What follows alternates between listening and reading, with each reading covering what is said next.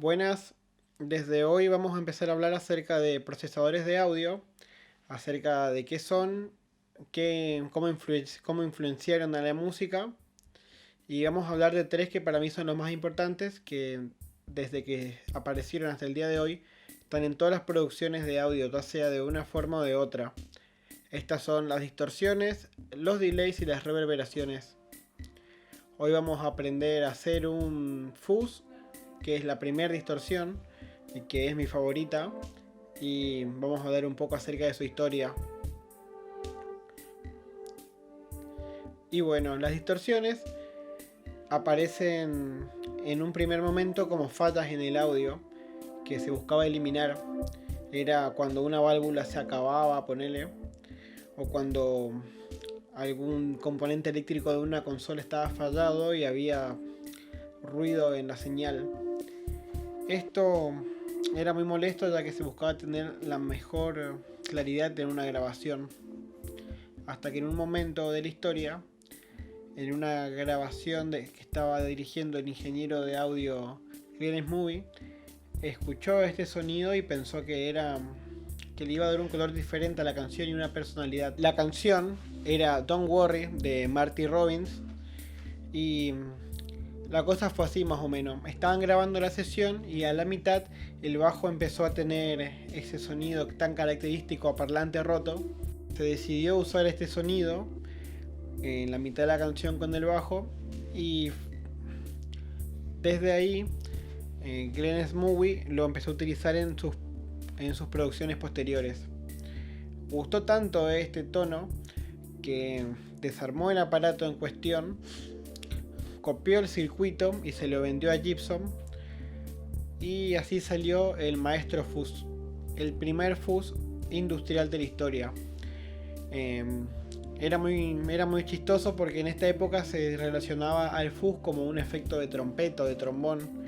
Hay un vinilo de 5 pulgadas dando vuelta que está en YouTube, lo voy a colgar abajo para que lo vean, donde te explican cómo funciona y tiene ejemplos de audio, y la verdad que es muy interesante. Pero el pedal no fue popular masivamente, hasta que en el año 1965 Kane Richard grabó con él la canción Satisfaction. Y bueno, todos sabemos lo que pasó de esa canción, es un icono en la historia del rock y todos querían tener un sonido de fuzz. En el otro lado del mundo, en realidad en Inglaterra, la gente se moría de ganas por tener un Maestro Fuzz. Pero pasó lo mismo que pasó con Fender, que dio lugar a Marshall. Eran muy caros importarlos a esos productos.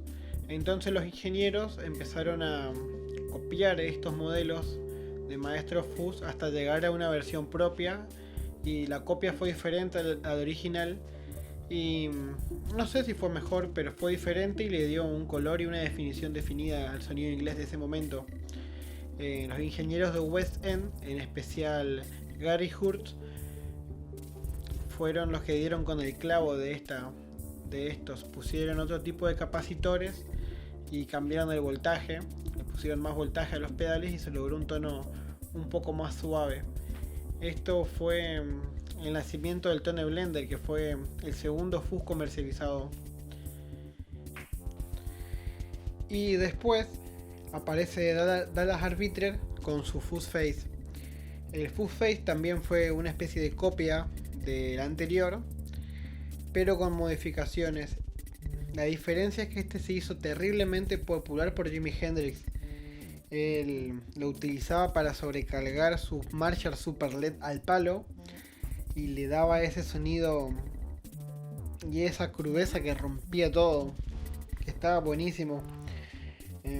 Aparte, digamos, el Fuzz Face utiliza otro tipo de transistores, lo que permite, digamos, que si vos bajás la perilla del volumen, la guitarra se limpia, se abre la distorsión y da otro tipo de sonidos. También David Gilmour de Pink Floyd lo utilizó mucho y utilizaba esta misma técnica a finales de los 60 y principios de los 70. Y bueno, estos son los tres fuzzes más importantes que hubieron en ese momento. Después hay que hacer una mención aparte al Big Muff, que tiene que es un fuzz con 4 etapas de preamplificación, que nunca se había hecho antes, pero de eso voy a hablar en otro video, y vamos a hacer también un Big Muff, porque si el fuzz es mi pedal favorito, el Big Muff es... No, creo que me gusta más el Big Muff, pero bueno, van por ahí los sonidos. Ahora vamos a pasar a la parte práctica y vamos a empezar a armar un pequeño bass fuzz. Aquí ya lo tengo terminado. Es un circuito muy pequeño, muy fácil de hacer, y no vamos a detenernos tanto en cuestiones técnicas como que un transistor, que un capacitor, que una resistencia, porque lo que me interesa es que vean que se puede hacer de una forma muy sencilla y que ustedes se sientan motivados para seguir aprendiendo acerca de electrónica y para poder así hacer proyectos más complejos. Igual voy a dejar unas guías abajo si quieren leerlas, que son muy sencillas. Hay una incluso que es un cómic que se hizo acá en Argentina, no sé si en los 80 creo que fue, que te enseña de una forma muy divertida todos estos conceptos. Para el bass fuzz que vamos a realizar solamente vamos a necesitar 6 componentes.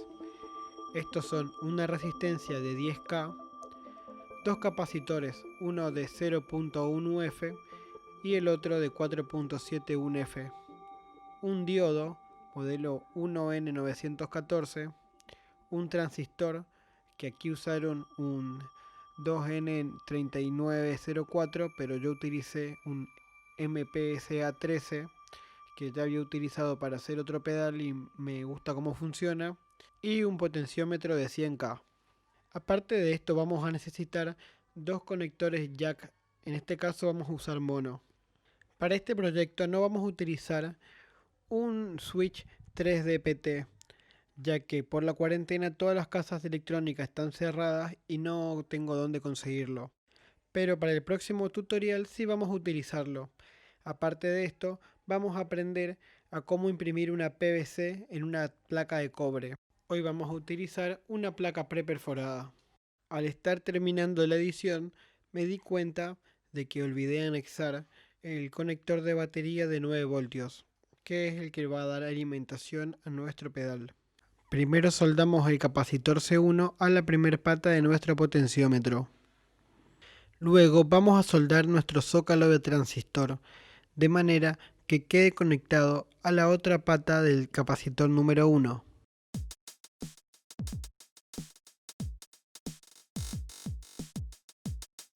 Ahora vamos a soldar nuestro diodo, de manera que la que tiene la línea marcada quede soldada a la pata del medio de nuestro zócalo y la otra que quede unida a la pata que está conectada a C1.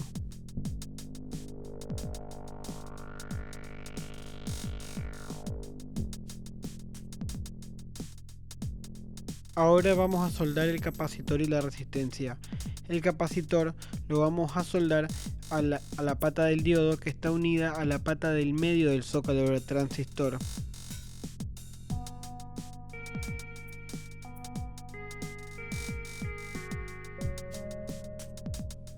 Y la resistencia a la pata que está unida a la primera pata del transistor.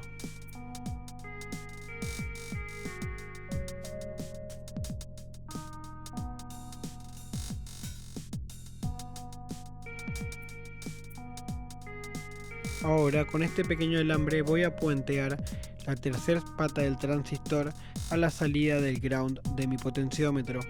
Este también me va a servir para hacer de masa o GND.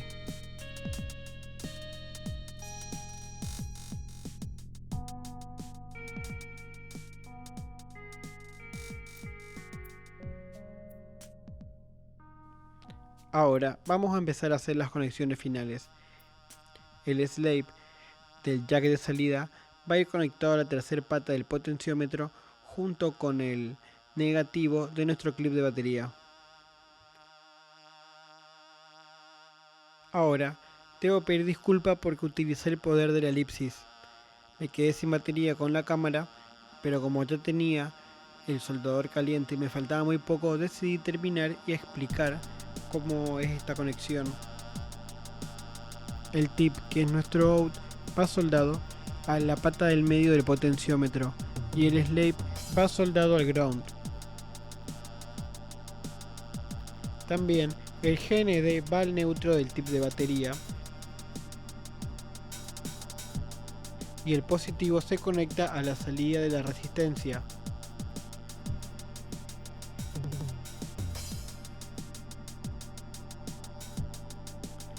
Por último, el tip del jack de entrada va conectado al capacitor C2 y su negativo también va al GND. Ahora vamos a probarlo.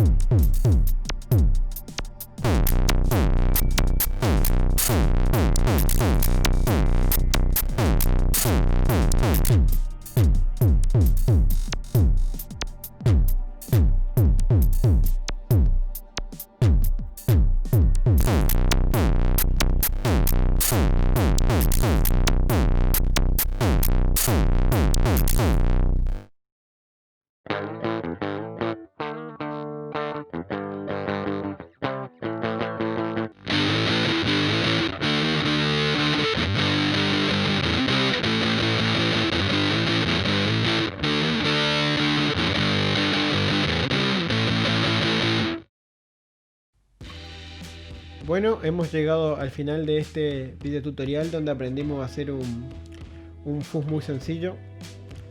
Lo probamos a una guitarra eléctrica y en una caja de ritmos, y en realidad pueden procesar cualquier cosa por ahí. Yo incluso lo he metido en voces para destruirlas un poco y ver qué texturas agarran.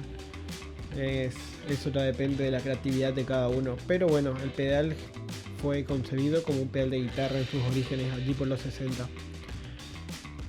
Como dato anecdótico, me gustaría también contar que en los 80 se dejó utilizar el fuzz, pasó de moda, digamos, por el sonido que se buscaba, y volvió a utilizarse en los 90 con el surgimiento del movimiento stoner, que si no lo conocen, googleen música stoner, que está buenísima.